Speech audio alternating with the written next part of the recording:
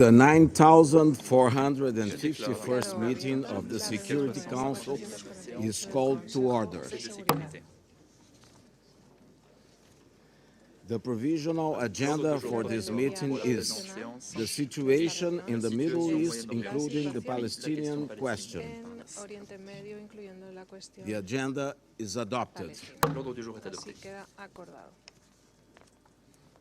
I would like to warmly welcome the Secretary General, distinguished ministers, and other high-level representatives present in the Security Council chamber. Your presence today underscores the importance of the subject matter under discussion. In accordance with Rule 37 of the Council's Provisional Rules of Procedure, I invite the representatives of Algeria, Argentina, Australia, Bahrain, Bangladesh, Belgium, the plurinational state of Bolivia, Cambodia, Canada, Chile, Colombia, Cuba, Czechia, Egypt, Finland, Germany, Guatemala, Hungary, Iceland, India, Indonesia, the Islamic Republic of Iran, Iraq, Ireland, Israel, Italy, Jamaica, Jordan, Kazakhstan, Kuwait, Lebanon, Libya, Liechtenstein, Luxembourg, Malaysia, Maldives, Mauritania, Mexico, Morocco, Namibia, the Kingdom of the Netherlands, New Zealand, Norway, Pakistan, Papua New Guinea, Peru, the Philippines, Poland, Portugal, Qatar, the Republic of Korea, Saudi Arabia, Sierra Leone, Slovenia, Spain, South Africa, Sri Lanka, the Syrian Arab Republic, Thailand, Tunisia, Turkey, Ukraine, the Bolivarian Republic of Venezuela, and Vietnam to participate in this meeting. It's so decided.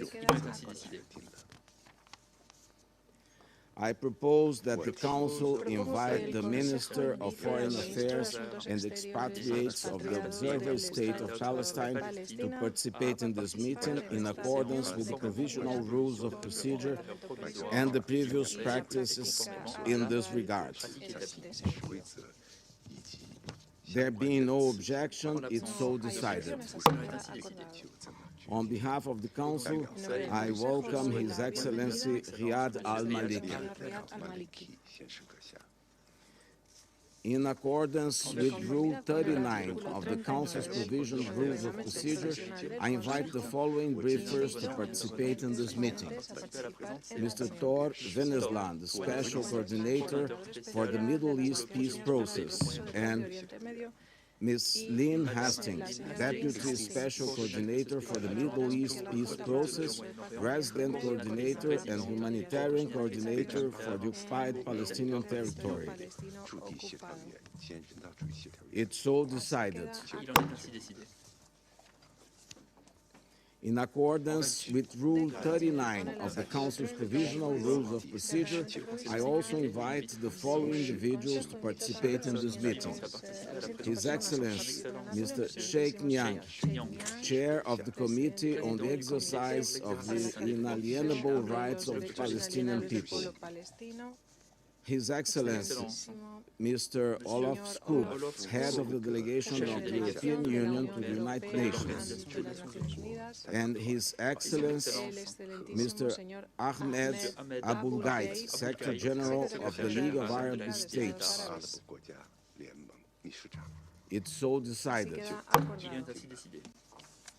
I also propose that the Council invite His Excellency, Archbishop Gabriele Caccia, Permanent Observer of the Holy See to the United Nations, to participate in the meeting in accordance with the provisional rules of procedure and the previous practices in this regard.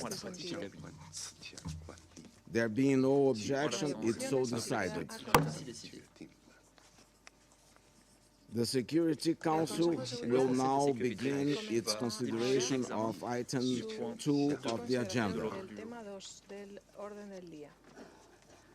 I now give the floor to the Secretary General, His Excellency Antonio Guterres.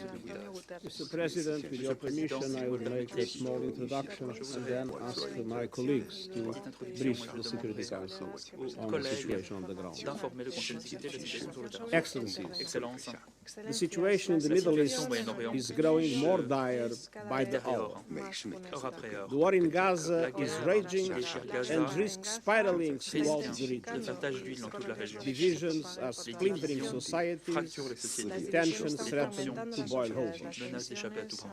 At a crucial moment like this, it is vital to be clear on principles, starting with the fundamental principle of respecting and protecting civilians. I have condemned unequivocally the horrifying and unprecedented 7 October acts of terror by Hamas in Israel. Nothing can justify the deliberate killing, injuring and kidnapping of civilians or the launching of rockets against civilian targets. All hostages must be treated humanely and released immediately and without conditions. And I respectfully note the presence among us of members of their families. Excellency, it is important to also recognize the attacks by Hamas did not happen in a vacuum. The Palestinian people have been subjected to 56 years of suffocating occupation. They have seen their land steadily devoured by settlements, plagued by violence, their economy stifled, their people displaced, and their homes demolished. Their hopes for a political solution to their plight have been vanished. But the grievances of the Palestinian people cannot justify the appalling attacks by Hamas, and those appalling attacks cannot justify the collective punishment of the Palestinian people. Excellency, even war has rules. We must demand that all parties uphold and respect their obligations under international humanitarian law.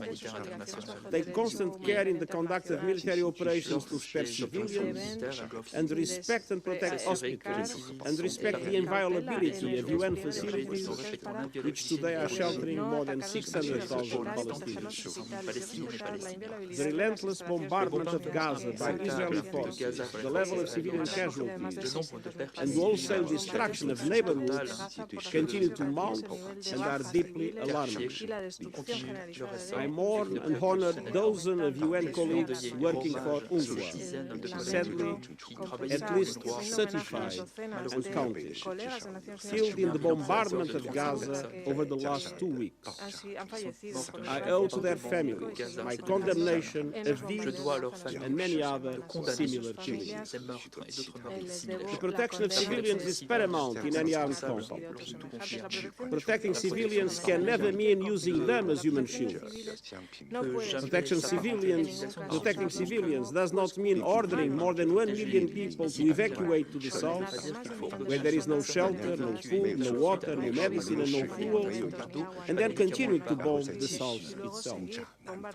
I am deeply concerned about the clear violations of international humanitarian law that we are witnessing in Gaza. Let me be clear, no party to an armed conflict is above international humanitarian law. Excellencies, thankfully, some humanitarian relief is finally getting into Gaza, but it is a drop of aid in an ocean of need. In addition, our UN fuel supplies in Gaza will run out in a matter of days, and that would be another disaster. Without fuel, aid cannot be delivered, hospitals will not have power, and drinking water cannot be purified or even pumped. The people of Gaza need continuous aid delivery at a level that corresponds to the enormous needs, and that aid must be delivered without restrictions. I salute our UN colleagues and humanitarian partners in Gaza working under hazardous conditions and risking their lives to provide aid to those in need. They are an inspiration. To ease epic suffering, make the delivery of aid easier and safer, and facilitate the release of hostages, I reiterate my appeal for an immediate humanitarian ceasefire. Excellencies, Excellence, even in this moment of grave and immediate danger, we cannot lose sight of the only realistic foundation for a true peace and stability. Israelis must see their legitimate needs for security materialized, and Palestinians must see their legitimate aspirations for an independent state realized in line with the United Nations resolution, international law, and previous agreements. And finally, we must be clear on the principle of upholding human dignity. Polarization and humanization are being fueled by a tsunami of disinformation. We must stand up to the forces of anti-Semitism, anti-Muslim bigotry, and all forms of hate. Mr. President, Excellencies, today is United Nations Day, marking 78 years since the UN Charter entered into force. That charter reflects our shared commitment to advance peace, sustainable development, and human rights. On this UN Day, at this critical hour, I appeal to all to pull back from the brink before the violence claims even more lives and spreads even further. Thank you very much. I thank the Secretary General for his briefing. I now give the floor to Mr. Thor Wenneland. Mr. President, Excellencies, Monsieur le Président, Excellences, Mesdames et Messieurs les membres du Conseil de sécurité, merci de ne pas quitter des yeux l'évolution terrible de la situation en Israël et dans les territoires palestiniens occupés, surtout au et à Gaza. À la lumière de la violence terrible de ces dernières semaines, qu'il me soit permis d'exprimer mes condoléances les plus sincères aux milliers de familles en Israël, Palestine et partout dans le monde, en deuil, et dont la douleur est immense, notamment les familles des 35 membres du personnel des Nations Unies tués à Gaza. Cette attaque injustifiable du Hamas le 7 octobre et l'opération militaire en cours atroce d'Israël à Gaza ont eu des répercussions immenses sur les civils, sur les Israéliens et les Palestiniens. Comme je l'ai dit au Conseil des Nations et comme le secrétaire général vient de l'exprimer, les événements d'aujourd'hui sont sans précédent. Et ces événements pourraient faire ricochet dans toute la région, ce qui pourrait avoir un effet sur le long terme sur la dynamique israélo-palestinienne. Monsieur le Président, le 27 octobre, le Hamas, d'autres groupes palestiniens ont débuté une attaque complexe de grande ampleur contre Israël. Cette attaque sans précédent a vu environ 1500 militants du djihad islamique palestinien du Hamas infiltrer 20 communautés israéliennes et des infrastructures militaires dans la périphérie de Gaza, par terre, terre et mer, alors que des milliers de missiles étaient lancés vers le centre d'Israël, notamment vers Tel Aviv et Jérusalem. Les témoignages et preuves de cette journée tragique révèlent des scènes de meurtres terrifiantes, dont l'objectif était de terroriser, des scènes terrifiantes de brutalité, de massacres, de prise d'otages, notamment contre des enfants et des jeunes enfants. Le Hamas et d'autres groupes militants palestiniens ont tué 1500 Israéliens et Israéliennes et des ressortissants et ressortissants étrangers, l'attaque la plus sanglante de l'histoire d'Israël, notamment plus de 1000 civils, majoritairement des femmes et des enfants, et plus de 360 membres du personnel des forces de sécurité. Plus de 5400 Israéliens et Israéliennes ont été blessés. Au moins 220 civils, notamment des femmes et des enfants, des soldats et des soldates, ont été enlevés, ont été pris en otage dans la bande de Gaza. Le pays confirme que le Hamas a dit que 22 otages avaient été tués par les frappes israéliennes. Je me félicite de la libération de 4 otages et reconnais le rôle prépondérant du Qatar dans ces négociations. Aux familles des otages, certaines de ces familles sont d'ailleurs présentes aujourd'hui. Je n'imagine pas la peur et l'incertitude qui sont les vôtres. As the Secretary General Comme le and secrétaire I have général said moi-même l'a repeatedly, dit à plusieurs your reprises, loved ones must be returned to you vos êtres chers immediately doivent être and libérés, ils doivent on vous rejoindre condition. immédiatement et sans la moindre Heavy condition. fighting between Israeli Les forces combats and militants durs inside entre Israel les forces israéliennes continued et until les 10 militants dans les October when the conflits Israeli israéliens Defense jusqu'au 10 Forces octobre, said lorsque les forces de it défense regained israéliennes control of the Perimeter Fence. dit avoir repris le Over contrôle de 120,000 la frontière Israelis were displaced périmètre. from Plus de the 120 area. 000 Israéliens et Israéliennes ont été déplacés de la zone. Hamas and other Palestinian Le Hamas, militant groups in Gaza militant continued to launch rockets fire from Gaza in these des routes, missiles de reaching façon as far aveugle as north de as Gaza Haifa. vers Today, Israël, according allant to jusqu'à Israeli Haïfa. sources, some À l'heure actuelle, 7,700 rockets have been 7500 launched. missiles ont été lancés sur Mr. des zones President, israéliennes. Monsieur le on the Président, day of the attack, le jour de Israeli l'attaque, Security le Council cabinet de declared la a sécurité state of war d'Israël a for déclaré 39 l'état de guerre pour la première years, fois depuis 50 with ans. the aim of L'objectif étant de détruire destruction of les the military capacités and de governing gouvernement capabilities of Hamas Hamas and et Jihad. l'islam. That Je same les day, cite, le même Israeli jour, les forces forces began a israéliennes ont massive fait un bombardment bombardement de of grande what ampleur they said were Hamas de sites ce qui from était qualifié de Gaza. sites du Hamas Israeli dans air Gaza. assault Les frappes aériennes d'Israël dans la bande de today Gaza with some continuent à l'heure actuelle. 5,000 sites 5 targeted, sites ont été according ciblés to the selon IDF. les On forces 8 de défense October, israéliennes. Le Israeli 8 Minister octobre, of le Defense ministre de la Défense d'Israël announced a annoncé un siège complet de Gaza, blocking all entry of troops, empêchant toute entrée electricity, de produits water, d'électricité, d'eau, d'alimentation, de carburant, mais aussi de The airstrikes have been Les frappes devastating aériennes and ont resulted été in a dévastatrices staggering et ont number fait of un nombre très élevé Palestinian de pertes humaines fatalities, a palestiniennes, vast number of whom dont are la grande civilians. majorité Thus c'est far, des civils. Pour l'instant, the Ministry of Health le in ministre de la Gaza Santé has à Gaza reported over 5,000 a fait Palestinians état de killed, 5 000 morts de including Palestiniennes et 1,100 Palestiniens, women, notamment 2,000 1500 femmes, 2000 enfants, as well as ainsi que des journalists, journalistes workers and first responders, with more than 15,000 et du personnel injured. médical. Authorities 15 000 estimate blessés. that hundreds Les more autorités lay dead, estiment injured, que or injured on the des road centaines de as personnes se trouvent dans les restless décombres, language alors continues que les efforts Over 1 million d'assistance Palestinians ralentissent à cause des frappes aériennes. Plus d'un million de Palestiniennes et Palestiniens ont été déplacés. Le niveau de destruction physique left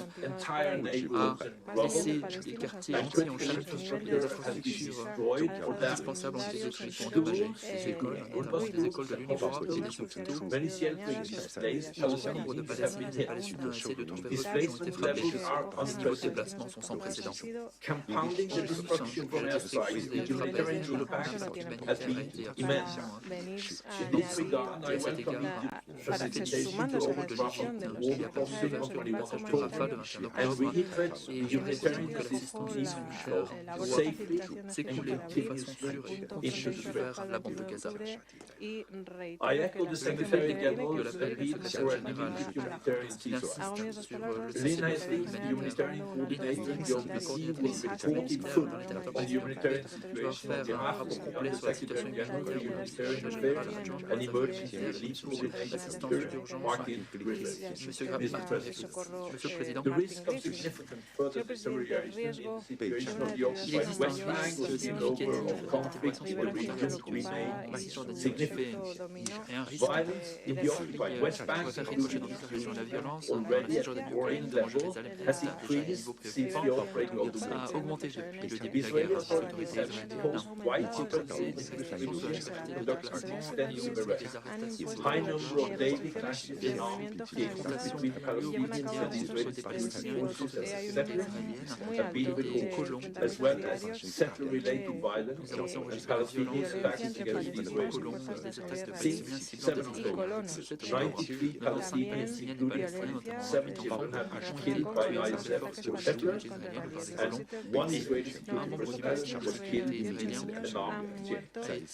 Large demonstrations in solidarity with the Gaza Strip also took place in cities across the West Bank, with some leading to confrontations with Palestinian security forces. Meanwhile, across the blue line, and amid heightened rhetoric and actors on the ground, there have been daily Tout en sachant que la rhétorique est de plus en plus incendiaire entre les acteurs sur le terrain, nous avons observé des échanges de feu Hamas importants et and Palestinian intenses. Islamic Jihad have launched rockets and attacks and missiles towards Israel, while IDF responded with artillery fire and airstrikes, leading to casualties from both sides. Alors que la On 13 and 20 October, two ont German riposté. Le 13 et le Palestinian 20 octobre militants 2010, from Lebanon have le also made président palestinien several militant infiltration fait attacks, plusieurs the most tentatives significant on 9 la October. plus significative Over de 80,000 80 000 Israelis have been ont été evacuated évacués. from homes, Ont été some foyers et 20 000 Libanais et Libanaises ont été déplacés. S'agissant du Liban, les forces de défense israéliennes ont riposté le 10 octobre avec des tirs d'artillerie et des tirs de mortier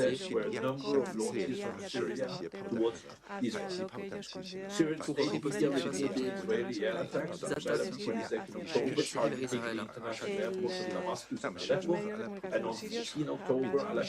Les médias syriens ont signalé des frappes aériennes israéliennes le 10 octobre ciblant les aéroports de Damas et d'Alep.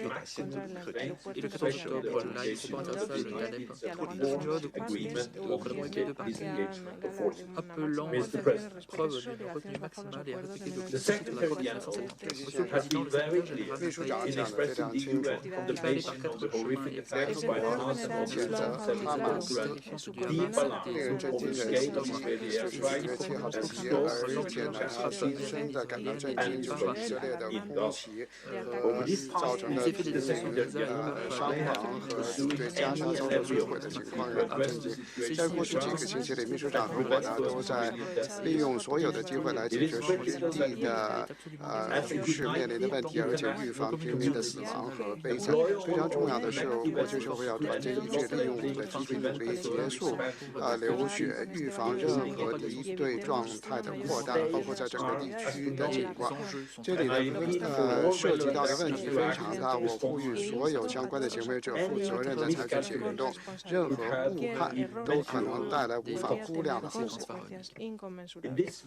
在这方面，我欢迎埃及召集了开罗峰会，这是10月21号的峰会。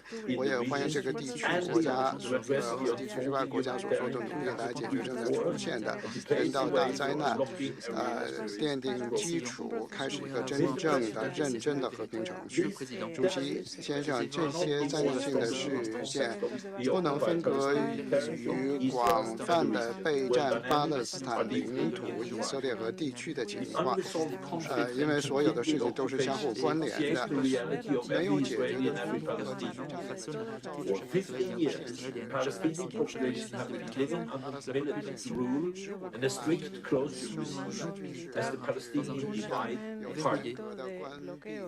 alors que la fracture palestinienne s'élargit, des générations d'espoir, des villages, de désespoir,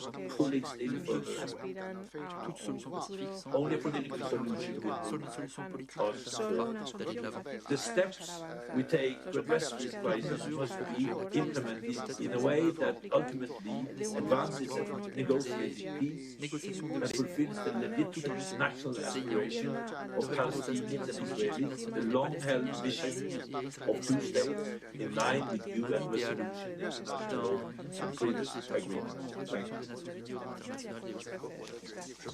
I thank Mr. Venezuelan for his briefing, and I now give the floor to Mrs. Lynn Hastings. Madame Lynn Hastings.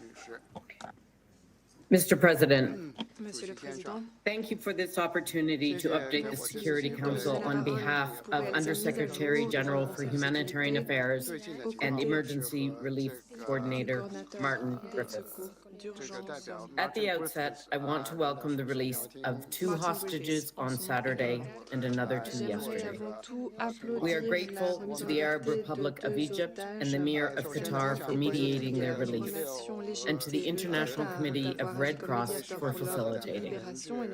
However, the more than 200 hostages still being held must be released without condition or any further delay. We welcome all diplomatic efforts to secure their release and demand that, in the interim, they be treated humanely and be allowed to receive visits from the ICRC. As intense airstrikes continue to rain down on Gaza, and as indiscriminate rockets fly into Israel, death, injury, destruction, and displacement are mounting. On the Israeli side, the fatality toll is more than 3 times the cumulative number of Israelis killed since OCHA began recording casualties in 2005. In Gaza, the reported Palestinian fatality toll of the past 17 days is more than double the total number of fatalities of the entire 2014, a war which lasted 50 days. Women and children comprise some 62% of these victims. The number of those who are internally displaced has swelled to 1.4 million. Nearly 600,000 people are sheltering in UNRWA facilities in increasingly dire conditions. The average number of IDPs per shelter has reached 2.5 times the capacity. As my colleagues have repeatedly highlighted, there is nowhere to seek refuge in Gaza. When it comes to decisions on whether and where to flee, civilians are damned if they do and damned if they don't. Displaced families are reportedly returning to North Gaza due to ongoing bombardments because their basic needs, including safety, cannot be met in the south. I reiterate that civilians must be protected and have the essentials they need to survive, whether they move or if they stay. To give you an idea of the scale of destruction, according to the Gaza Ministry of Housing, at least 42% of all housing units in the Strip have already been either destroyed or damaged since October 7th. The scale of destruction calls into question the ability of people to ever return to their homes. Meanwhile, Gaza remains under a full electricity blackout. Hospitals are on the brink of collapse due to shortages of electricity, medicine, equipment, specialized personnel, and the damage and destruction. Patients are being treated on the floors due to a shortage of beds.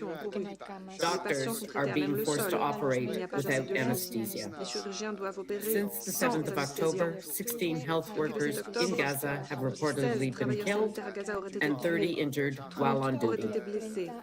Mr. President, in the middle of this tumult, the agreement to use Rafah crossing from Egypt to get essential humanitarian supplies into Gaza has provided a glimmer of hope to people living in the appalling conditions. This past weekend, 34 trucks entered Gaza with life-saving supplies, and another 20 crossed Rafah into Gaza yesterday. 20 more of those are due to cross today. We welcome this important development, and we pledge to do our part to ensure these deliveries increase and continue. But these deliveries are a drop in the bucket compared to the vast scale of needs. They amount to no more than 4% of the daily average volume of commodities entering Gaza prior to these hostilities. Needs are now, of course, significantly greater. And most crucially, the deliveries made over the past few days do not include fuel. That is essential for powering the services that are needed for people to survive. Without fuel, our humanitarian operation will stop. No fuel means no hospitals functioning, no desalination of water, and no baking. Many people are drinking saline groundwater, increasing the risks of diarrhea, cholera, and other health issues. We urge Israel to bring water and electricity supplies back to pre-conflict levels and to work with us to find a secure way of bringing fuel into Gaza. While we negotiate with the government of Israel as to how best to bring fuel into Gaza, we have 400,000 liters of trucks ready to go. This would provide fuel for approximately 2.5 more days. If the civilians across Gaza are to get access to adequate food, water, medical care, and other essential supplies, we must be able to scale up deliveries of all goods, and we must be able to replenish fuel supplies. It will be important also that the Israeli crossings for the movement of people and goods are opened.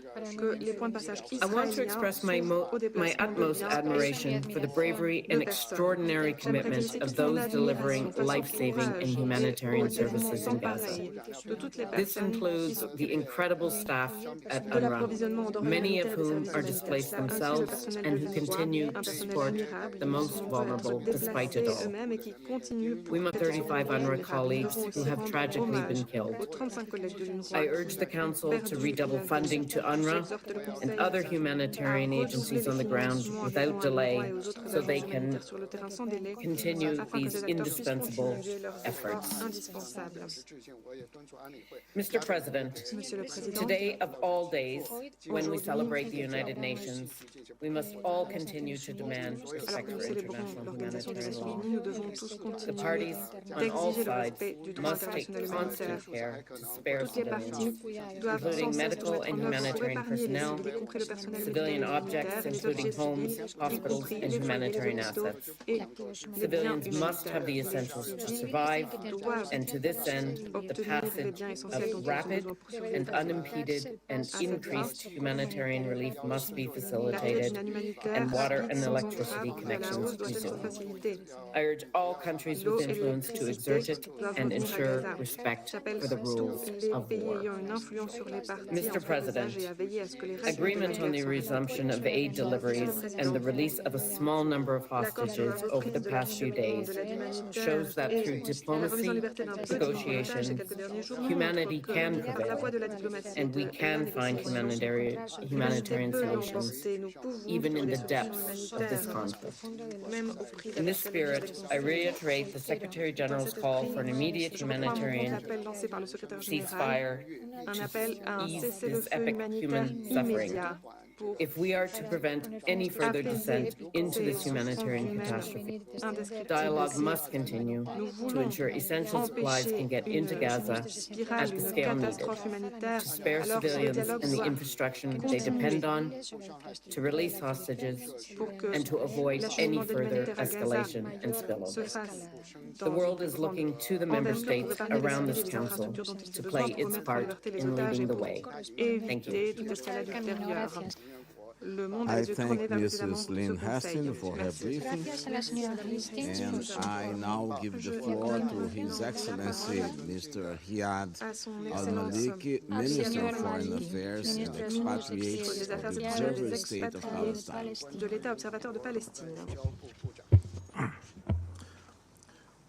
Mr. President, we are here today to stop the killing, to stop the massacres being committed against the Palestinian people.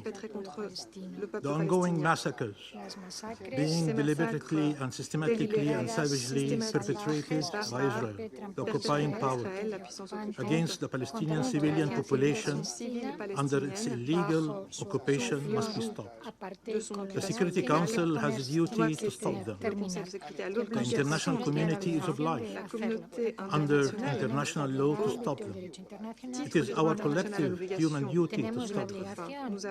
Now, continued failure at this council is inexcusable. Mr. President, we express appreciation to Brazil for convening this session of the Security Council and elevating its participation in light of the gravity of the situation we are facing. We thank the Secretary General of the United Nations for his sobering briefing and for his tireless efforts, and that of the UN agencies and humanitarian staff on the ground, particularly UNRWA, working round the clock under the most inhumane conditions to aid our people and uphold a minimum sense of humanity. We mourn with them the senseless killing of UNRWA staff and other humanitarian workers, including doctors, nurses, and paramedics who were directly targeted by this ongoing barbarous aggression. They are heroic champions of humanity at a time of abject depravity. Mr. President, over 2 million Palestinians are on a survival mission every day, every night.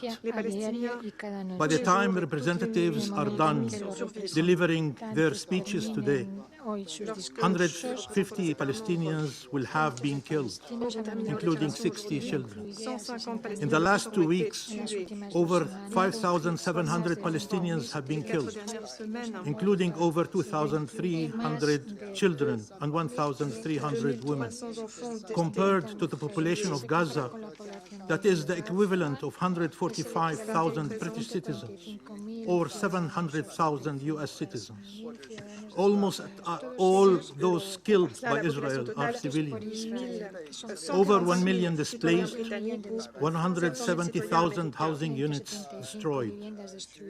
Excellencies, only international law and peace are worthy of your countries' unconditional support.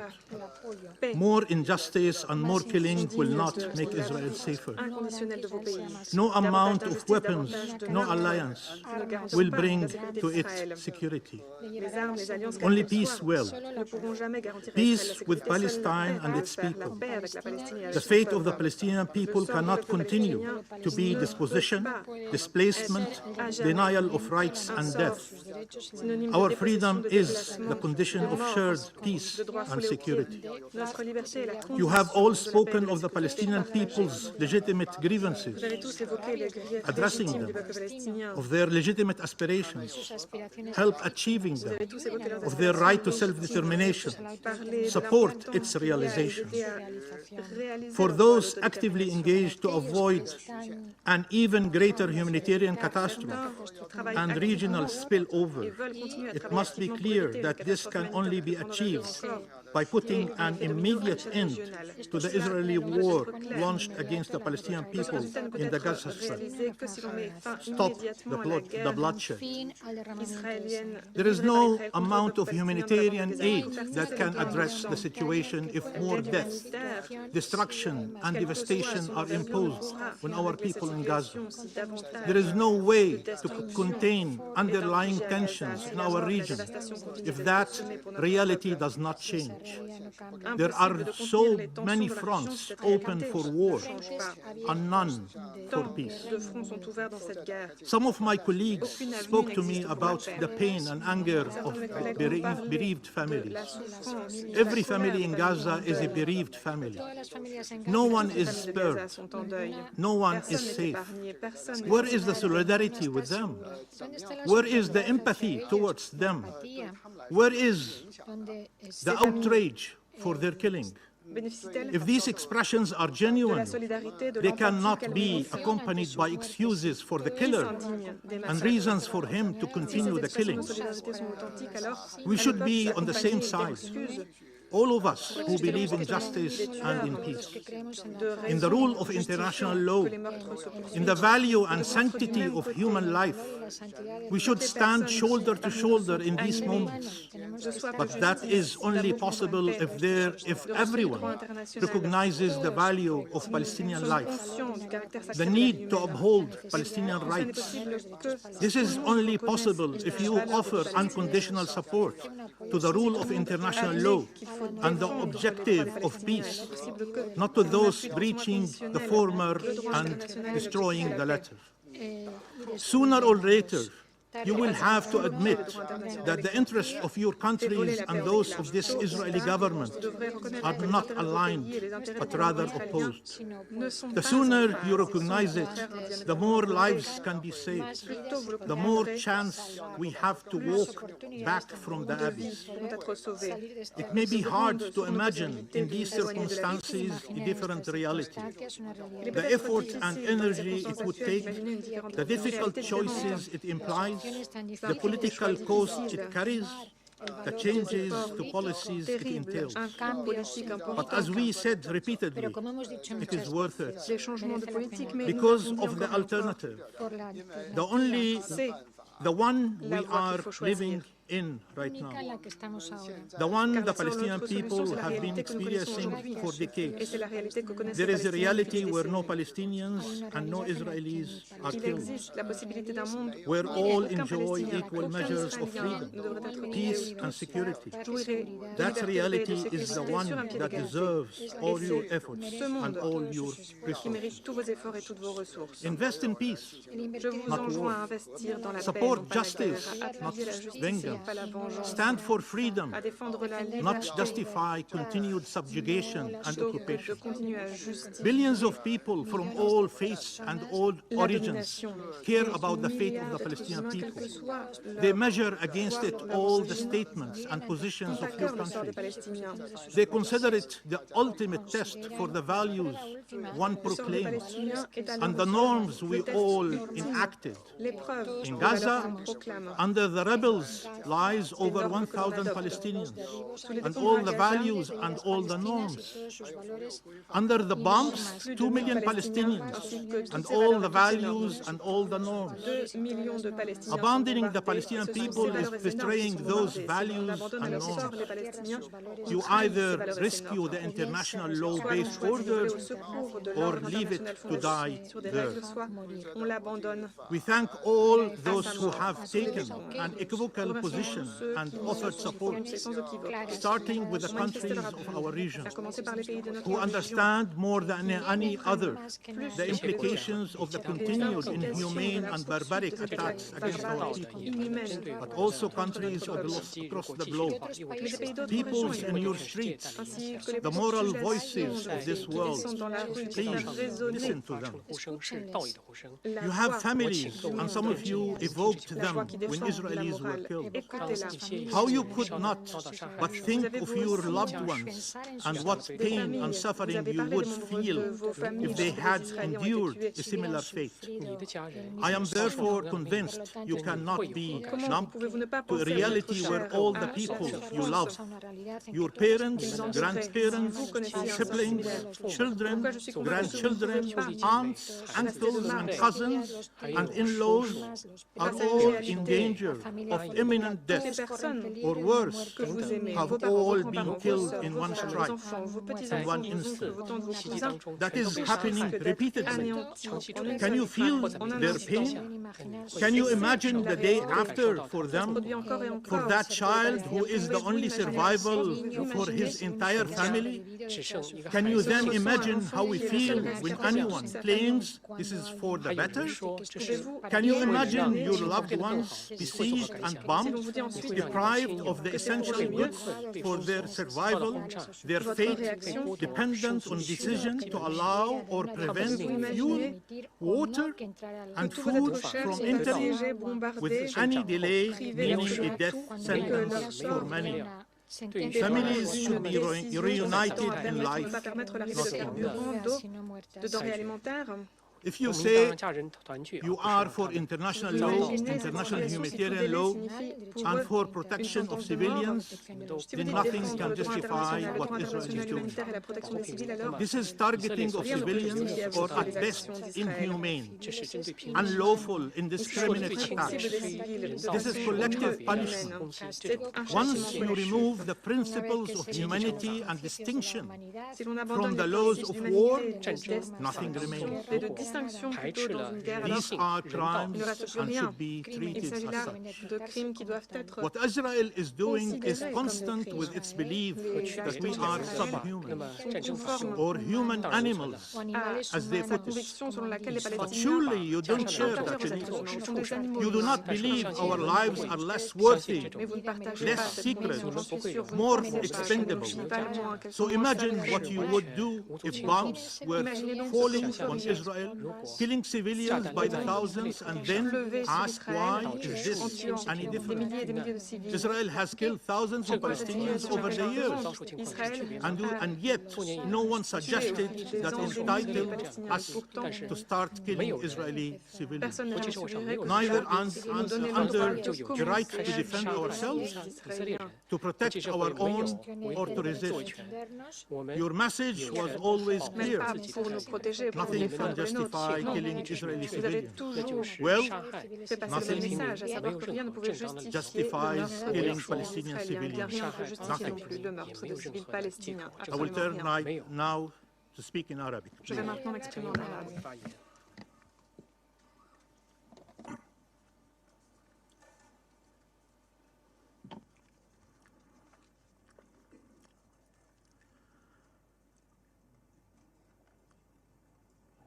السيد الرئيس Mr. President, Monsieur le أليست Président, مسؤولية مجلس الأمن is it not the حفظ Security Council's الأمن duty والسلم to الدوليين n'a-t-il pas l'obligation et مقاصد contrôler الأهداف التي تعهد شعوبنا بإنقاذ الأجيال المقبلة من ويلات القرى واتخاذ التدابير المشتركة الفعالة لمنع الأسباب التي تؤدي لإزالة وفقا لمبادئ العدل والقانون الدولي pesant sur la أم paix يتعذر على مجلسكم envers les الإقرار principes du بمسؤولياته droit international de la justice. Voilà notre mission et d'identifier ses responsabilités et de réaliser son mandat sans deux poids, deux mesures lorsqu'il s'agit de la Palestine. دوره Is it not the Security Council's role to address the aggression that targets newborn babies and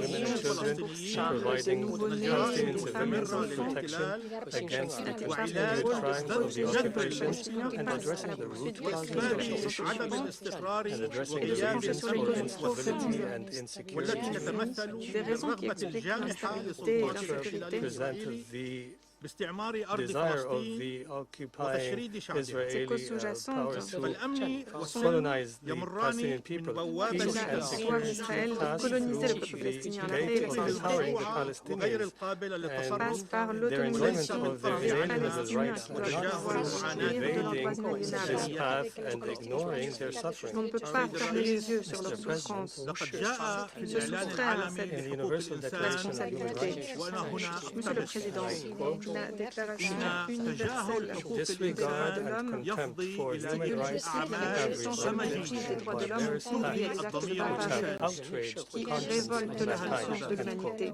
Fin de citation. وهنا أتوجه بالسؤال للمجتمع الدولي Here, ممثلا I address the لمجلسكم international community and ألا ask, يؤذي represented ضميركم by your council, الإنساني is إجراء your human conscience الاحتلال not على مدار offended by the crimes of the الاحتلال Israeli occupation over the course أو of ما 50 يتعرض له years الشعب of its الفلسطيني colonial اليوم occupation, or by the terrorism, killing, destruction, and starvation to which ألا the يؤذيكم Palestinian people are choqué par exposed les actes de today. terrorisme Doesn't this et les meurtres wholesale qui killing offend الذي you? يقتل الأبرياء dont sont ويستهدف victimes les Palestiniens, المنازل cette mise à mort massive Israeli targeting of heurte innocent pas persons and des innocents and houses of worship and other civilian objects, ألا and يؤذي the ضميركم humanitarian staff, le personnel depriving our humanitaire. people of humanity does not offend you. The statements by Israeli officials do not offend you that call for ethnic cleansing and genocide and that describe the Palestinian people and children as children of darkness and as human animals in order to allow for the killing. Does this not offend the conscience, the continued blockade for 16 years of starvation of the people, the prevention of water, food, وغيرها من المواد and الأساسية other necessary ألا يؤذي supplies? ضمير الإنسان استهداف المساكين في الضفة بما فيها القدس واستهداف الأماكن المقدسة المسيحية والإسلامية وكم من الضحايا الفلسطينيين والأطفال يجب أن À يصبحوا Jérusalem, à Gaza, en Civilians request funds so that the Council can call for ending this madness and impunity. لا تخطئوا التقدير ne pas appeler à إن الحرب المدمرة ضد المدنيين من The الشعب الفلسطيني devastating war في against the غزة civilians هي ازدياد العدوان الذي يشوبه هذا الاحتلال على شعبنا واستدامة استعماره واحتلاله الأرضي. فالسلام والأمن لا يمكن أن يتحققا بإراقة دماء الأطفال ولا بمحو غزة ne seront pas garantis en broyant le crâne du nourrisson, en faisant de Gaza un enfer, comme l'ont affirmé à plusieurs reprises ceux qui se rendent coupables de ces actes de destruction. La paix ne se matérialisera pas si en armes des milliers de colons terroristes. On encourage les protéger, on les appuie pour qu'ils continuent leurs actes de terreur. فقد أبادت إسرائيل عشرات العائلات من سجون السكان في عمل انتقامي ضد الأطفال والنساء والمدنيين وهذا ما اتفق العالم على منعه وسعت مقاصد الاتفاق إلى حظره وقمعه وجاء القانون الدولي لمنعه.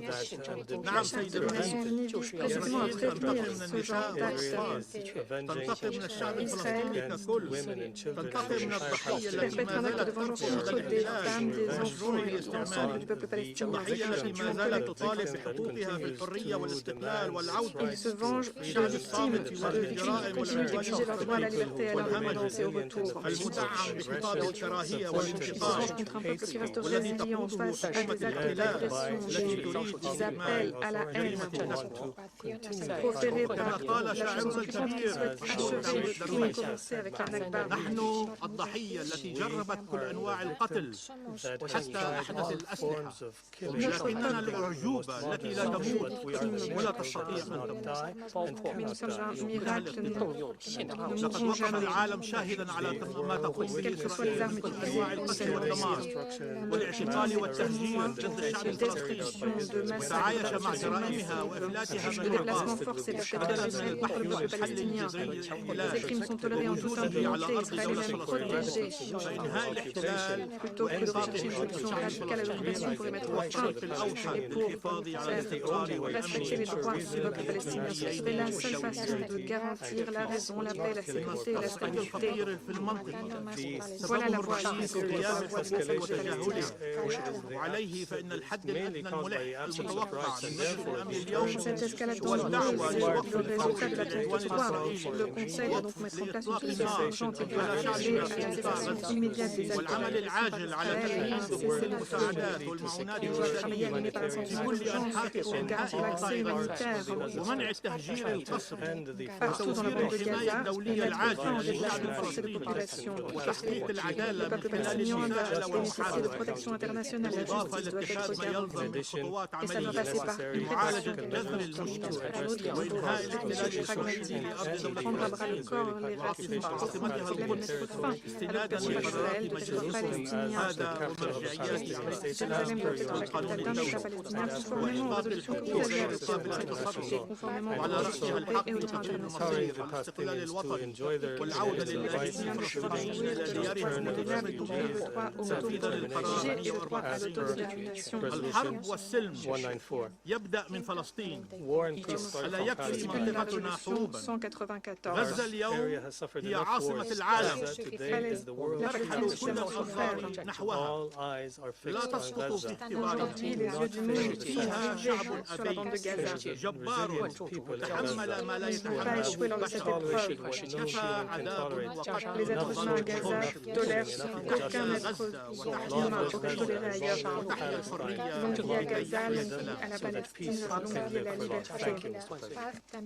la liberté qui est la condition sine qua non de la paix. Je vous remercie. Excellency Mr. Al-Maliki, and I now give the floor to His Excellency Mr. Eli Cohen, Minister for Foreign Affairs of Israel.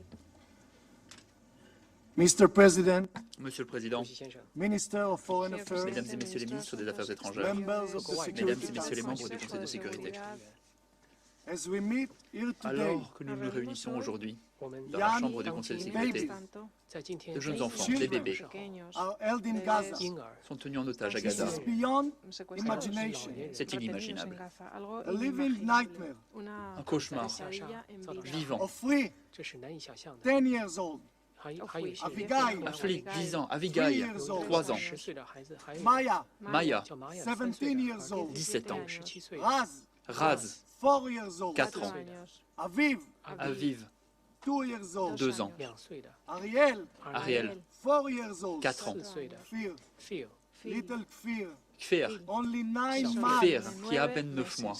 Yuval, qui a 8 ans. Ophir, 17 ans. Et ce n'est là qu'un petit nombre d'entre eux. Ces nombreux enfants, ces bébés, qui n'ont pas vu encore ce qu'était la méchanceté, qui n'ont causé aucun dommage, et qui pourtant sont les victimes du mal. Ces enfants ont vu des horreurs qui ne peuvent en aucun cas être décrites par des mots. Monsieur le secrétaire général, dans quel monde vivez-vous? Clairement, ce n'est pas le monde que nous partageons. Est-ce que je dois vous rappeler la création de l'enfer,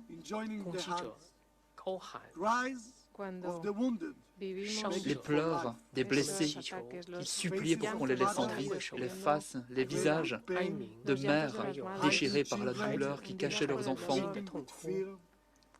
prises par la peur. Non, je ne dois pas vous le rappeler. Je ne veux pas m'en souvenir. Mais comment l'oublier? Est-ce que je veux me souvenir de ce monde sans dessous des familles dispersées en plein milieu du jour, des charniers qui sentaient le sang, des mères qui hurlaient pour leurs enfants en vain? Non, non, je dois m'en souvenir et je me dois de ne jamais vous laisser oublier. Ce poème est le poème d'Alexander Kimmel, un survivant de l'Holocauste en 1942. 5 ans plus tard, l'Assemblée générale des Nations unies votait en faveur de la création de l'État juif. La création de l'État d'Israël, 75 ans plus tard, clairement, une déclaration est faite. On ne peut plus jamais répéter cette terreur. Samedi, le 7 octobre, entrera dans l'histoire. Ce sera un massacre des plus brutaux. Le 7 octobre, un samedi, ce sera toujours un signal, un réveil pour le monde entier, un réveil contre l'extrémisme, l'enfer. Ce jour-là, plus de 5500 terroristes du djihad islamique et du Hamas se sont infiltrés dans Israël depuis le sud, avec beaucoup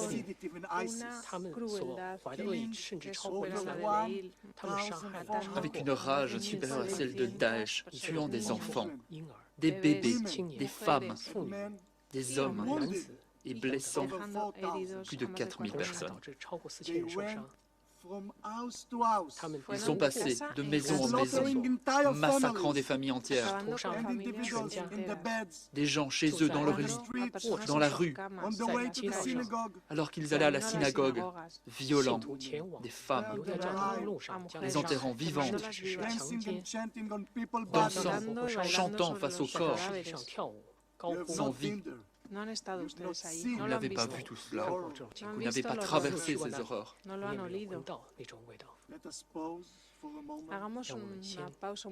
Marquons une pause.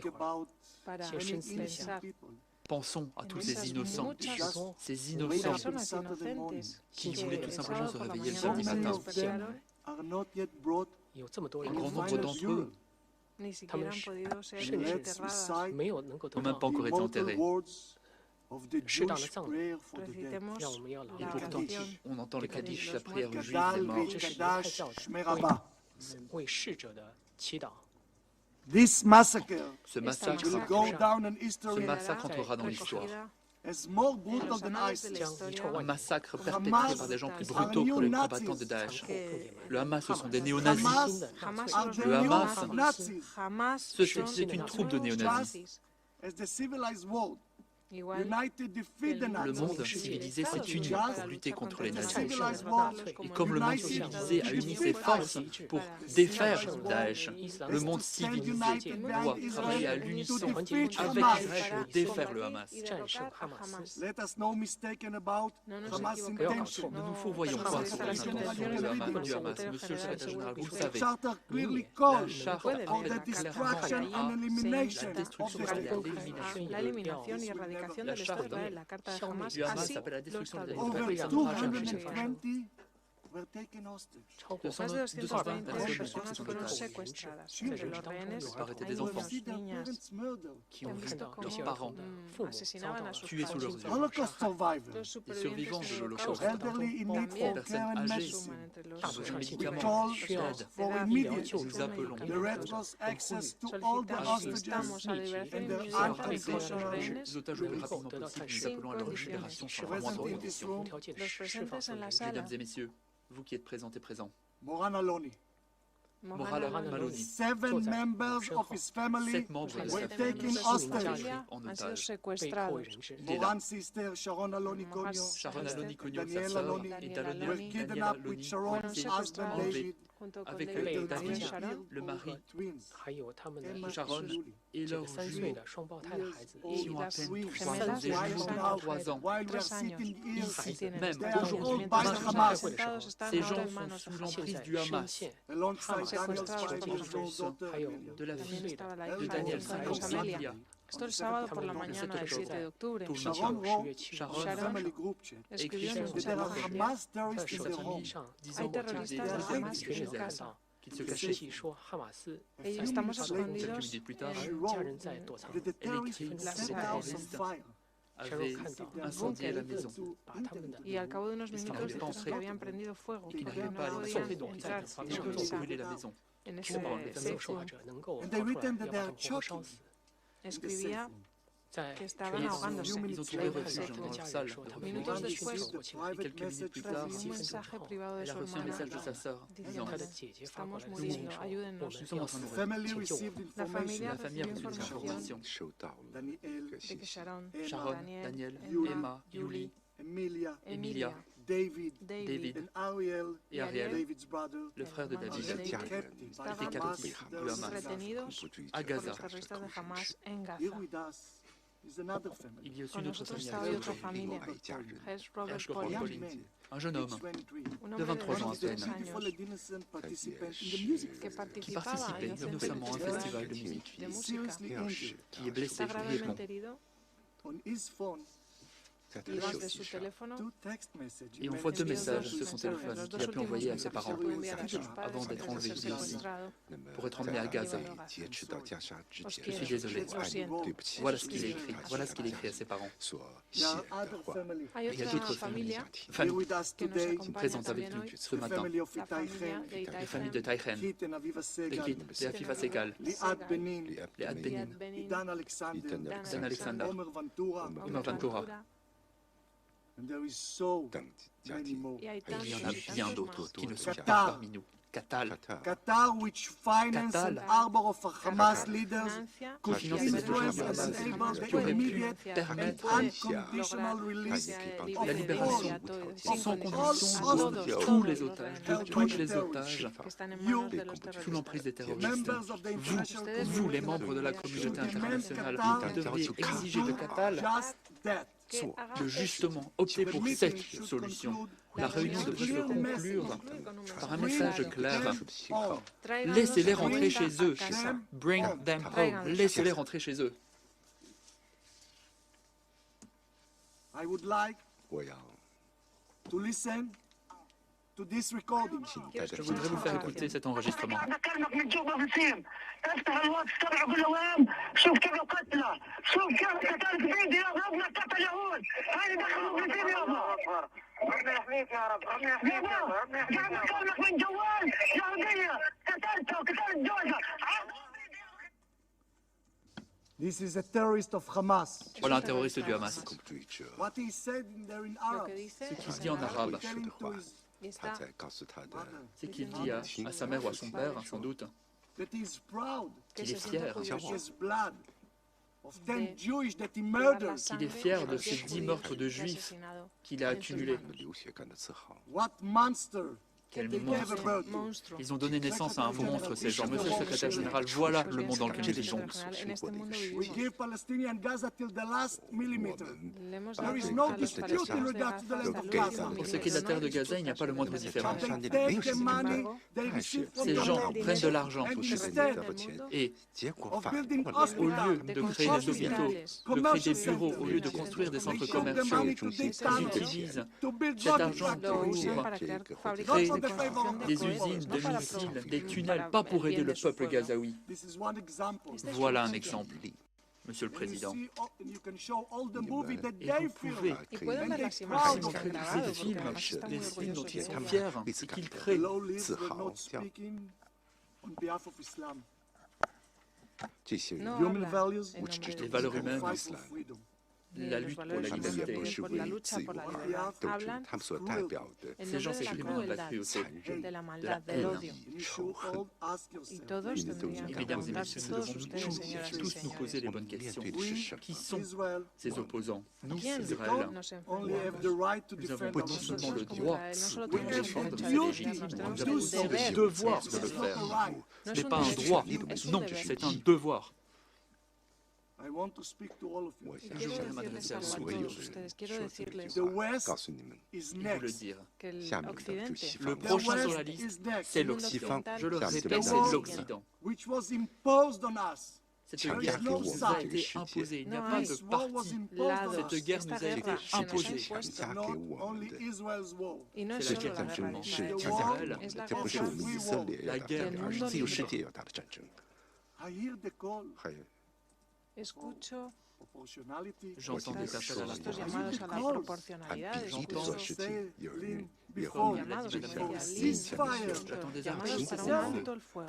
What is the Pero proportionate díganme, response ¿cuál es Quelle est una la respuesta killing of proporcional babies? para el Face à des asesinato d'enfants et de de bébés, for bebés, rape women and burn para la them? violación à de des femmes mujeres, For violées, beheading brûlées of a vives, child? des enfants décapités. How you degollamiento de can un niño, agree to a la ceasefire decapitación Pouvez-vous de un accepter niño, un Someone who cessez-le-feu want to kill alors que and certaines destroy personnes essaient de vous tuer, our de own détruire, existence? de détruire How? notre existence même? Comment accepter un cessez-le-feu? Proportional response la La respuesta riposte October 7 proportionnelle massacre face is à a cette total guerre destruction. es una destrucción A total, total Total. destruction to the last one of the Total Hamas. jusqu'au de dernier todos membre It du is Hamas. not cada uno only de los Israel's right to representantes destroy humanos. No Hamas, solo es un derecho it's our de destruir duty. Hamas para Israel, es nuestro C'est deber. un devoir pour Y para Israël. Israel It's a matter of survival. C'est une es question una de cuestión de survie pour Israël. supervivencia.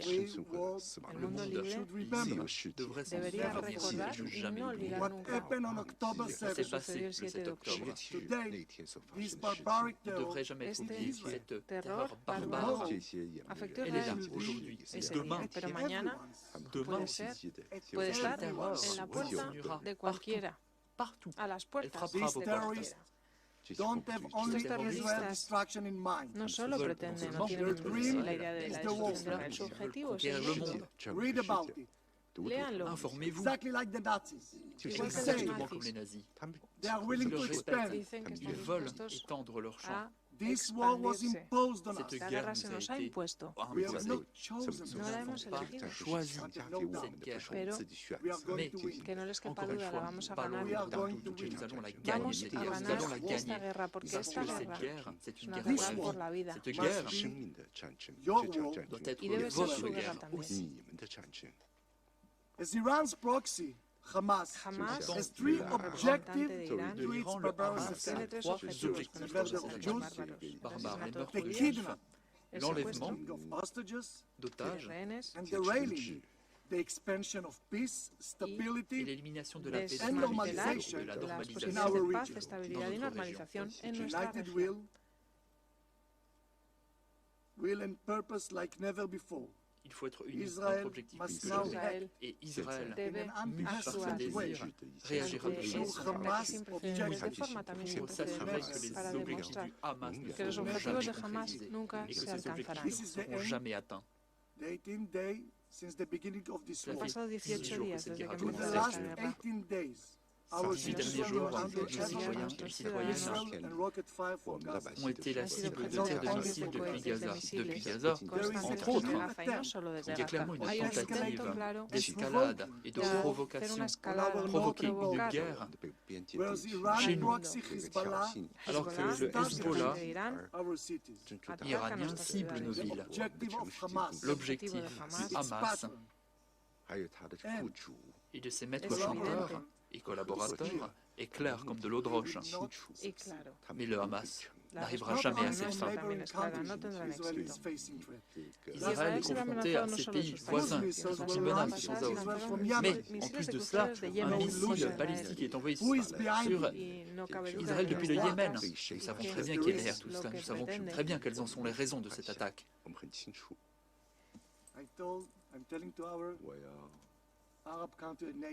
Mesdames et messieurs les représentants et représentants des pays arabes, la menace de l'Iran est la même. La menace de l'organisation terroriste est la même pour nous toutes et tous. C'est la même menace. Je me présente face à vous aujourd'hui et je le dis sans embâge. Cette guerre, nous la gagnerons. Pour que la communauté internationale nous comprenne bien et comprenne bien qui est menacé et qui est l'agresseur. Monsieur le Président, chers collègues, mesdames et messieurs les représentantes et représentants permanents, aujourd'hui, le monde est à la croisée des chemins. Un moment très clair. Soit vous vous ralliez au monde civilisé, vous cédez aux forces de la barbarie et du mal, les sauvages du Hamas et leurs amis. Il n'y a pas il n'y a pas la moindre marge de manœuvre pour une ambiguïté morale. Non, pas du tout. Je remercie tous les gouvernements qui ont déjà dit que le Hamas est une organisation terroriste et j'exhorte les autres gouvernements à emboîter le pas. Je remercie les États-Unis, le président des États-Unis, M. Biden, et le secrétaire d'État, M. Blinken, d'avoir fait montre d'une clarté morale sans ambiguïté. Merci d'avoir soutenu Israël dans les paroles et dans les actes en cette période très sombre. Je vous remercie. Je tiens aussi à remercier les autres dirigeants, autres dirigeantes des quatre coins du monde qui ont soutenu et soutiennent Israël en cette période très difficile. Je vous rappelle, mesdames et messieurs, que la Charte des Nations Unies que vous avez toutes et tous signée commence par ces paroles. Nous, peuple des Nations Unies, résolus à préserver les générations somptueuses du fléau de la guerre, qui, deux fois, en l'espace d'une vie humaine, a infligé à l'humanité d'indicibles souffrances. Aujourd'hui, après cette attaque terroriste la plus terrifiante de l'histoire récente, si toutes les nations venaient à ne pas défendre ces enfants innocents, c'est seul en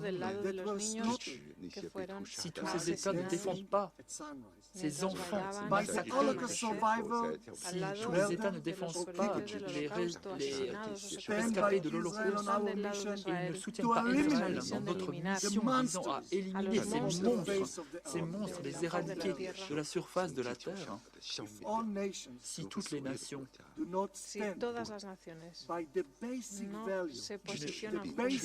ne pas défendre les valeurs fondamentales de l'humanité, consacrées par la Charte des Nations Unies, alors les heures les plus sombres de l'ONU et de vous, monsieur le secrétaire général, adviendront.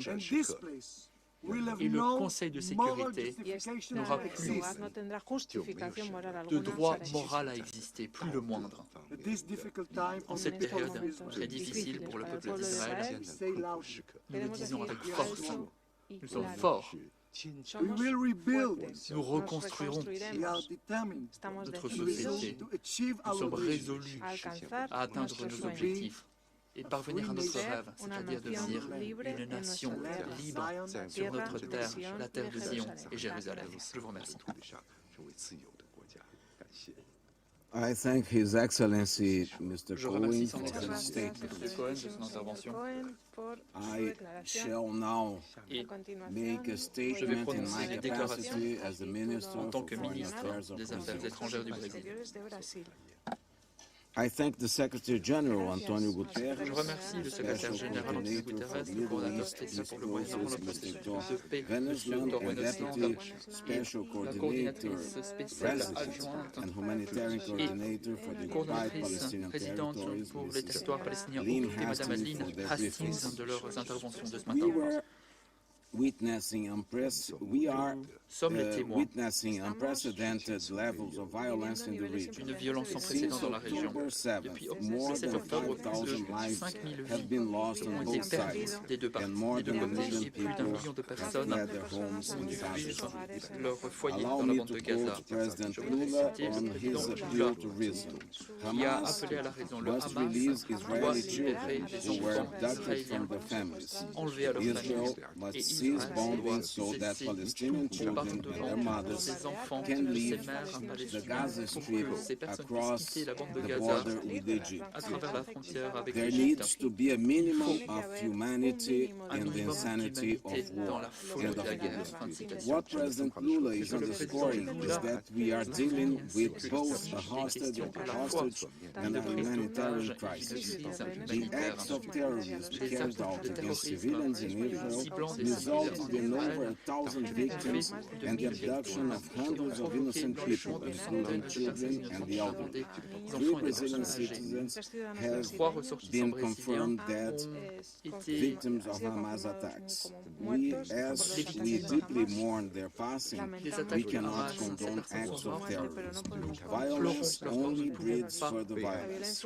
I want to make an appeal, therefore, for the immediate and unconditional release of all civilian hostages and safety, in particular of women and children.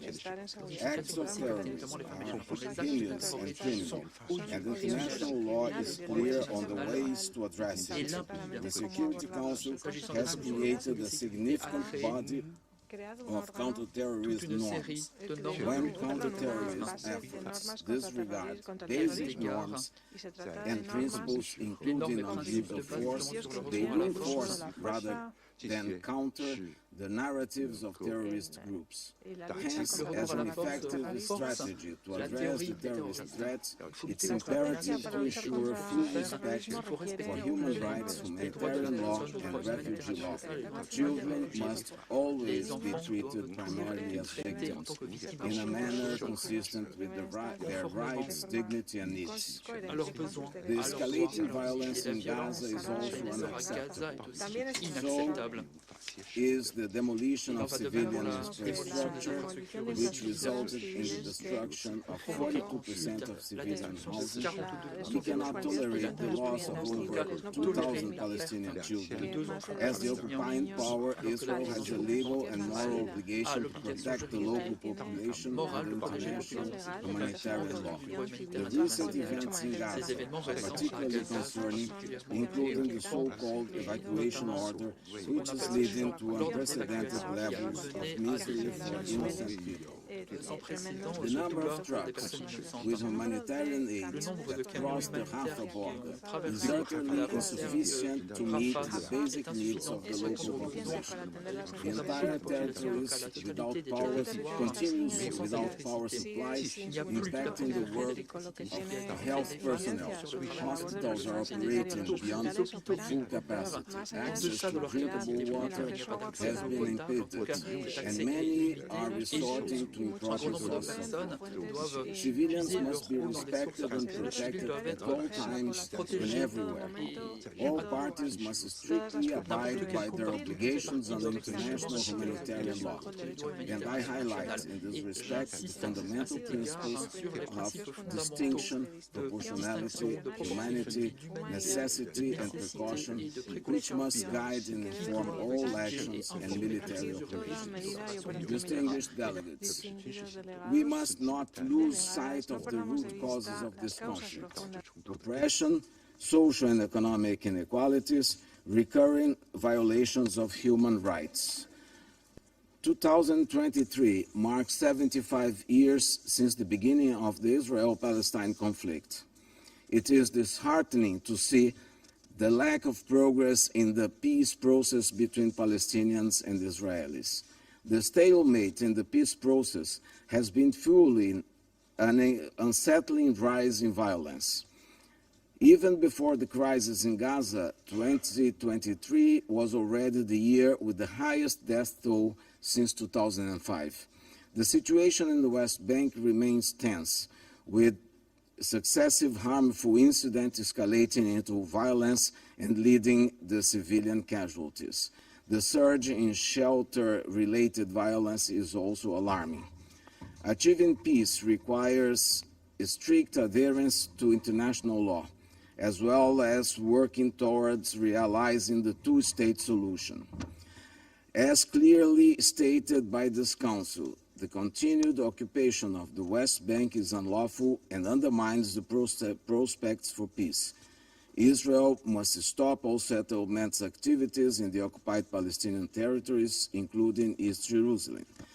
The difference of treatment towards settlers and locals is unacceptable. The current and projected expansion all but erases the viability of a future Palestinian state and engenders violence and hatred. We also underscore the importance of preserving the historic status quo at the holy sites in Jerusalem and acknowledge the significance of the Hashemite custody. Brazil urges all parties to exercise maximum restraint and abstain from provocations, including the use of extremist rhetoric. Intra-Palestinian reconciliation is also pivotal. We acknowledge the meetings in Egypt focus on exploring reconciliation efforts among Palestinian factions. We encourage the continuation of diplomatic engagements to regional peace processes. Brazil praises UNRWA's invaluable humanitarian work for one of the world's most vulnerable refugee populations, the Palestinians, and we mourn UNRWA's brave workers who lost their lives in the line of duty since the beginning of current hostilities.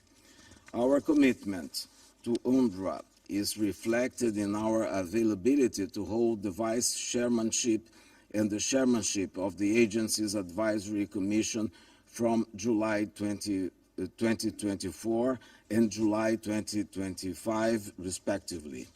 Distinguished delegates, the broader Middle East has long been entangled in a web of conflicts.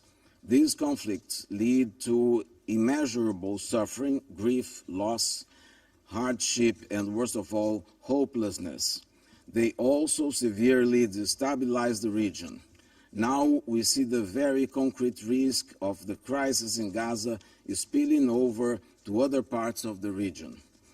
Amid all these daunting challenges, diplomacy and dialogue remain as our most powerful assets. The maritime dispute between Israel and Lebanon has been peacefully settled through negotiations. Similarly, the recent rapprochement between Saudi Arabia and Iran underscores the potential of good faith engagement. The establishment of diplomatic relations between Israel and Arab countries also show the willingness to engage and cooperate. Such endeavors bring hope on peace in the region. The League of Arab States plays a vital role in this context by working tirelessly to mediate and foster dialogue between conflicting parties. Distinguished delegates, the Council has a crucial responsibility in the immediate response to the unfolding hostage and humanitarian crisis.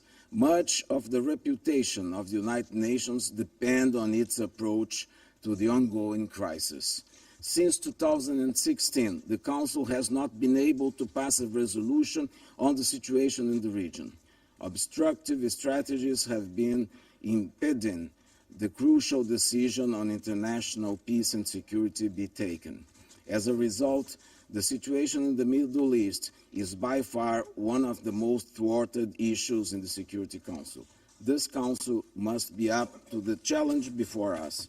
We will likely be tried and found guilty by future generations for our inaction and complacency. We must find ways to unlock multilateral action. Focusing on disagreements will not lead us to the direction of much-needed solution to the unfolding dire human crisis.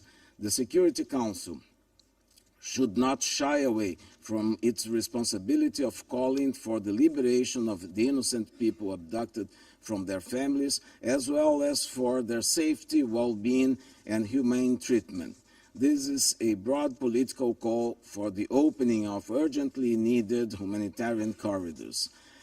A decision on the humanitarian aspects of the current crisis is within a hand's reach of the Council members, on condition that we refrain from politicization of the already complex situation on the ground. Brazil will continue to promote dialogue among members and action on the part of the Councils through the opening of possible avenues of negotiation.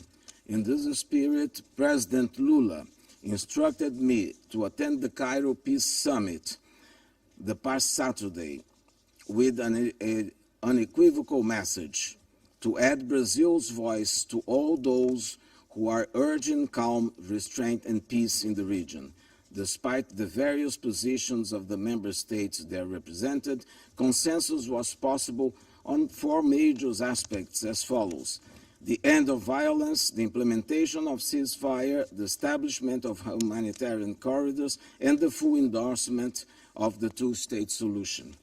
Enough of strife, suffering, and instability. We need all stakeholders to see their own interests through new lenses with long-term and far-sighted perspectives. We need solutions, no matter how politically difficult they may be. A peace and prosperous Middle East is to the benefit of all of us. Thank you. I shall now resume my function as President of the Council. I now give the floor to His Excellency Antony Blinken, Secretary of State of the United States. Mr. President, thank you for convening this ministerial and for convening this council. And thank you very much, Special Coordinator Wennesland, Deputy Special Coordinator Hastings, for your important briefings. Mr. Secretary General, we're grateful for your leadership in this incredibly challenging time, particularly in helping get humanitarian aid to civilians in Gaza. And to the entire UN team, their incredible bravery, their dedication, all of those who continue to serve in some of the most difficult circumstances imaginable, we express our gratitude and our admiration.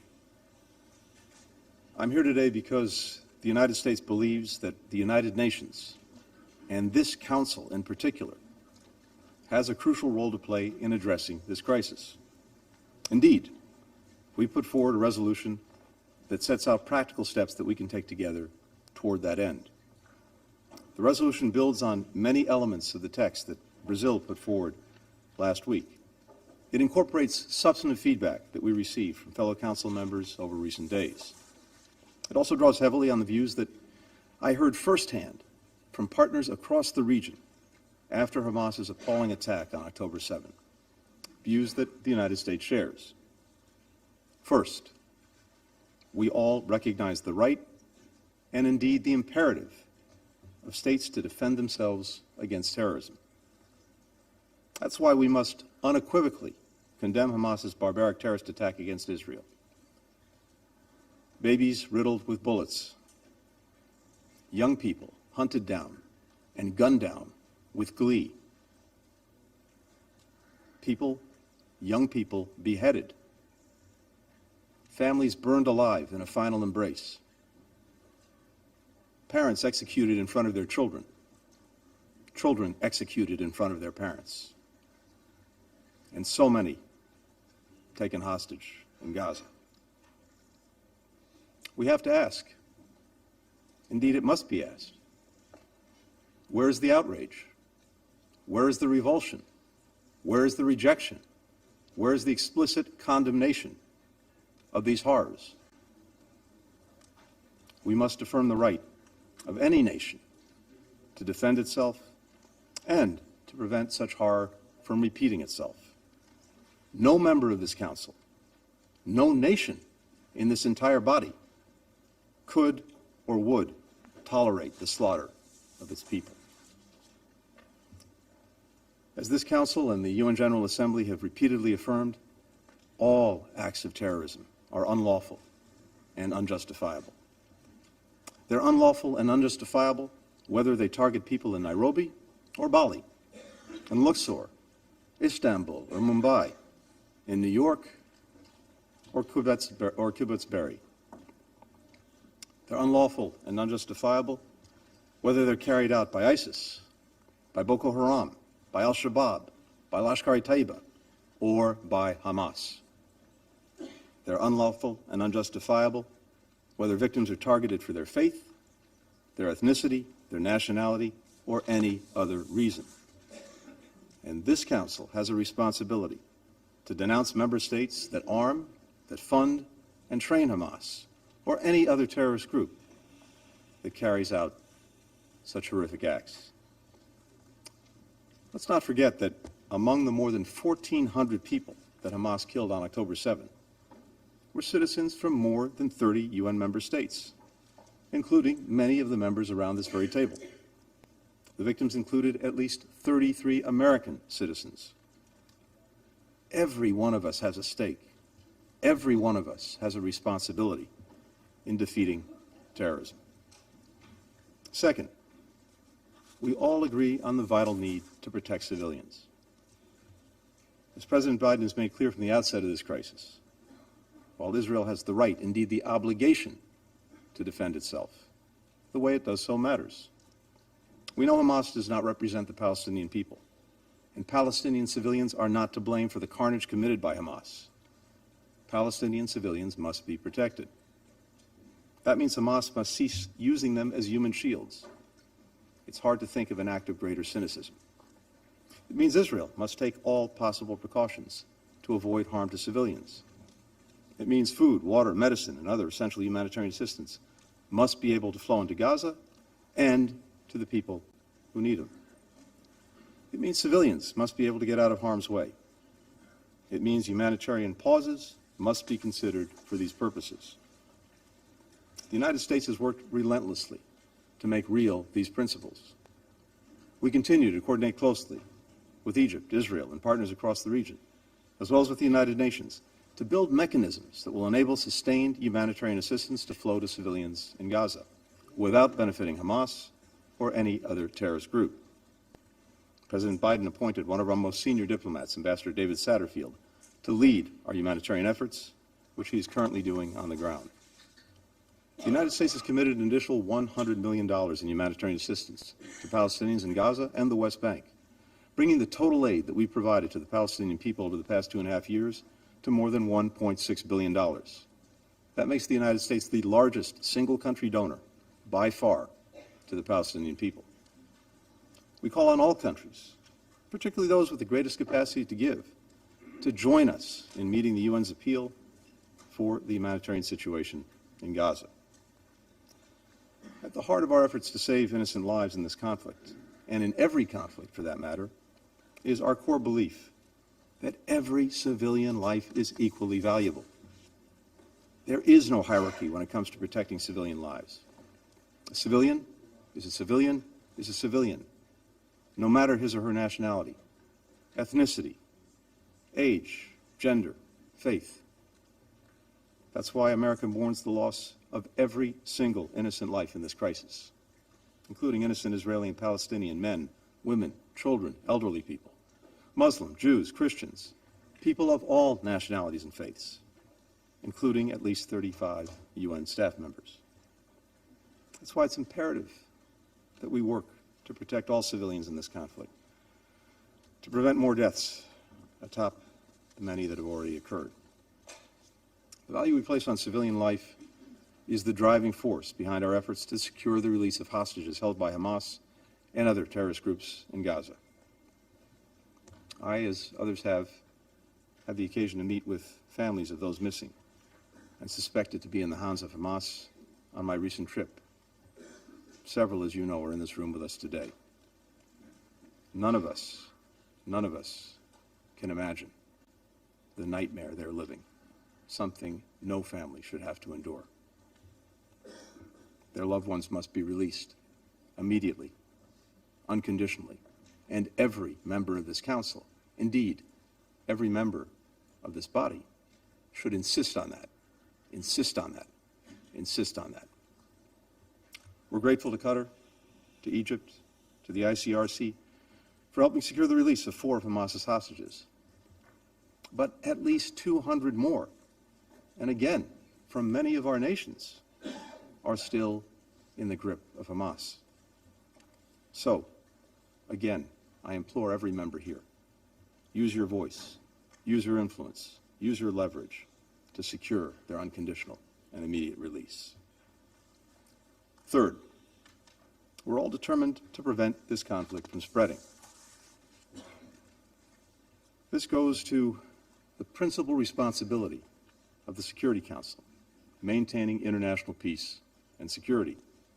A broader conflict would be devastating, not only for Palestinians and Israelis, but for people across the region and indeed around the world.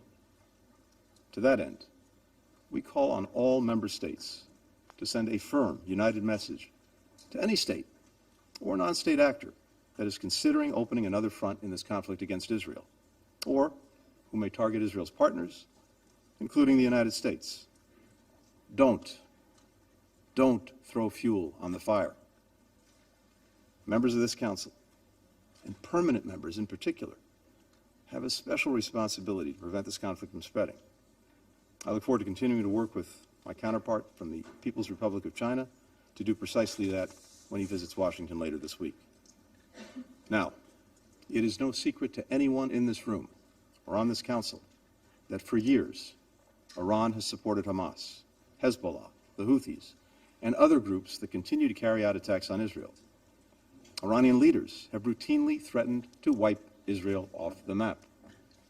In recent weeks, Iran's proxies have repeatedly attacked U.S. personnel in Iraq and Syria, whose mission is to prevent ISIS from renewing its rampage. So, let me say this before this council, and let me say what we've consistently said to Iranian officials through other channels. The United States does not seek conflict with Iran. We do not want this war to widen. But if Iran or its proxies attack U.S. personnel anywhere, make no mistake, we will defend our people, we will defend our security swiftly and decisively. To all the members of this council, if you, like the United States, want to prevent this conflict from spreading, tell Iran, tell its proxies, in public, in private, through every means, do not open another front against Israel in this conflict. Do not attack Israel's partners. And we urge members to go a step further. Make clear that if Iran or its proxies widen this conflict and put more civilians at risk, you will hold them accountable. Act as if the security and stability of the entire region and beyond is on the line, because it is. Fourth and finally, even as we address this immediate crisis, we all agree that we must redouble our collective efforts to build an enduring political solution to the conflict between Israelis and Palestinians. The only road to lasting peace and security in the region, the only way to break out of this horrific cycle of violence, is through 2 states for 2 peoples. As President Biden has underscored from day one, Palestinians deserve equal measures of security, of freedom, of justice, of opportunity, of dignity. And Palestinians have a right to self-determination and a status of their own. Now, we have no illusions about how hard it will be to achieve a 2-state solution. But as President Biden has said, we cannot give up on peace. Indeed, it's precisely in the darkest moments, like this one, that we have to fight the hardest to preserve an alternative path, to show people, making it real, improving their lives in tangible ways, is possible. Indeed, it's necessary. We've heard many countries express support in recent weeks for a durable political solution. Our message today is this: help us build that solution. Help us prevent the spread of war that will make two states and broader peace and security in the region even harder to achieve. Members of this Council, we stand at a crossroads. Two paths lie before us. The difference between them could not be more stark. One is the path offered by Hamas. We know where it leads. Death, destruction, suffering, darkness. The other is the path toward greater peace, greater stability, greater opportunity, greater normalization and integration. A path toward people across the region being able to live, to work, to worship, to learn, side by side. A path toward Palestinians realizing their legitimate right to self-determination and a state of their own. Nothing would be a greater victory for Hamas than allowing its brutality to send us down its path of terrorism and nihilism. We must not let it. Hamas does not get to choose for us. The United States stands ready to work with anyone who's ready to forge a more peaceful and secure future for the region, the future its people yearn for and so deserve. Thank you, Mr. President. I thank His Excellency Mr. Blinken for his statement.